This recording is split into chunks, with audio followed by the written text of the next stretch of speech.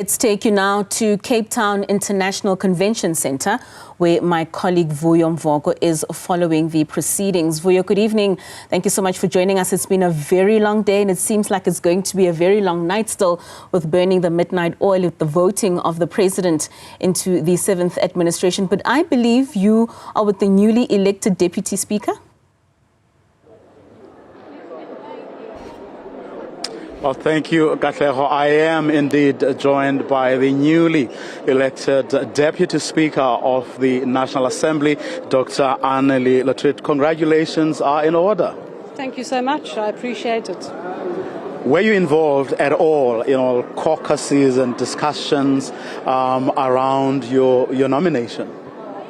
Not really. I wasn't part of the negotiating team, so this was more a matter of the outcome of those negotiations and being approached to say, well, are you prepared to take this on?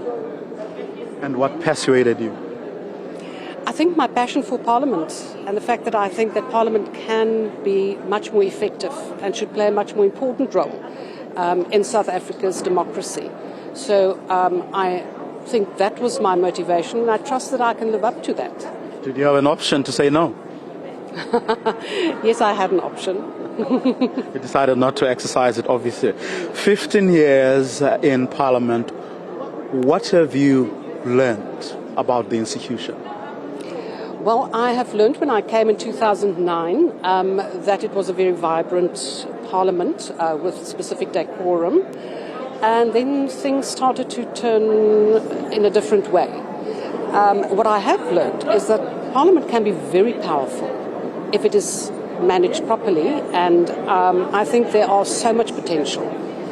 We have gone through a bit of a dip, and I do believe that with the Speaker, the newly elected Speaker, we can turn things to really make the difference and do what the Constitution and the people of South Africa expect of us.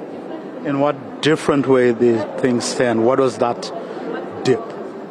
I think it is the debate in Parliament, how we interact, the way that we do legislation. Legislation is a massive problem, specifically the tabling of legislation, the long times it takes for legislation to pass, and then the working of committees. I think that's critical.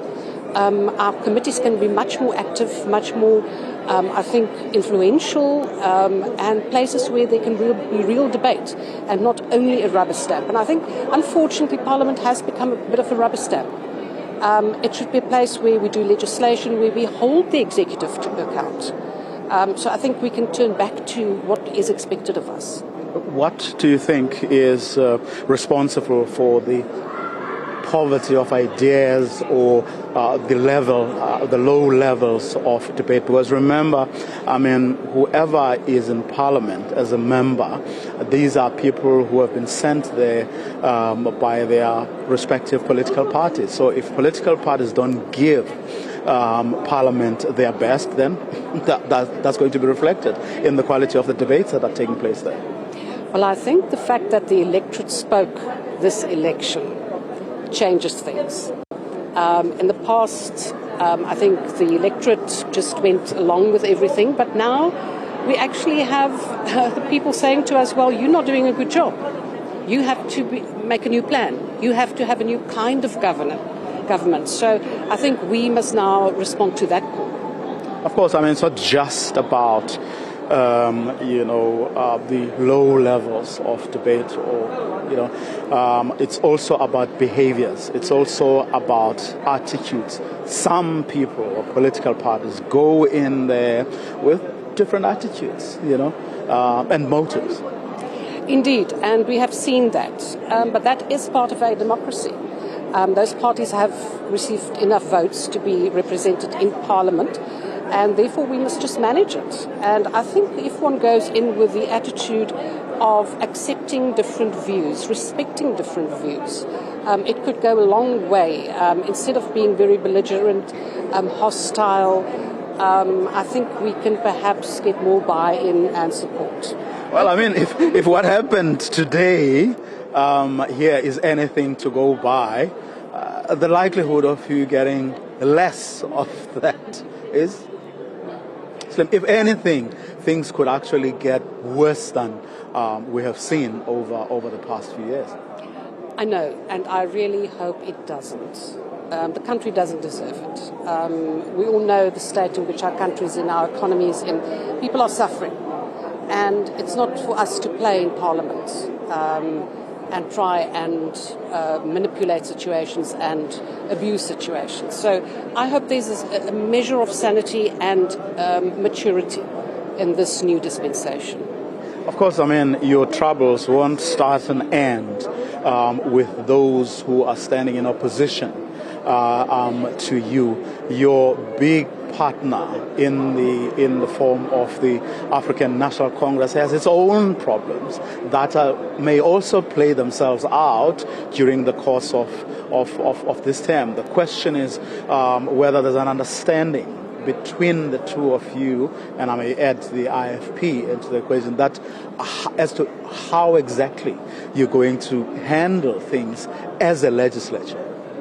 Yes, I think that will all depend on the agreement that we have and the refinement of that agreement. As you would have read, the initial intent that everyone agreed on will now have to get more meat to it. And I think part of that will also be how do we act in Parliament and how do we support one another, specifically, as you mentioned, the ANC, with their internal dynamics. So it is a work in progress. So at this particular point, we can only hope that today was the first day of a new history. And also, of course, it must be said or pointed out that the ANC and a party like the EFF, which has often been, disrupted proceedings there, aren't the only culprits. Other political parties as well haven't really come to the party in the sense that they haven't really lifted the levels and standard of debates. They haven't read as much as they should have read. They haven't thought things through as best as they perhaps could have done. So everybody, so to speak, is guilty. And when the Constitutional Court wrapped Parliament over the knuckles, it didn't distinguish between the good and the bad guys, because what people may see as bad guys may well be the worst, or certainly in terms of what you tend to accept as the norm, may have been offbeat as far as some people are concerned. But when you get to the reality and the core business of Parliament, those who may look like good guys may not be the good guys after all. Indeed, that's very true.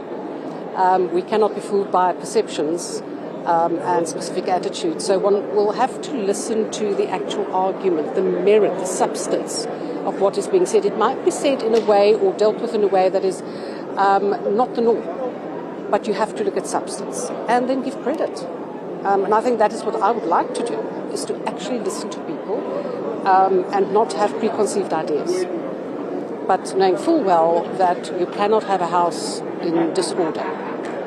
In my language, Xhosa, they say, umntu yinkosi uzazi. You know yourself better than ever. Do you think you have the temperament, I should say, to actually, withstand, some of the things we've seen over the years?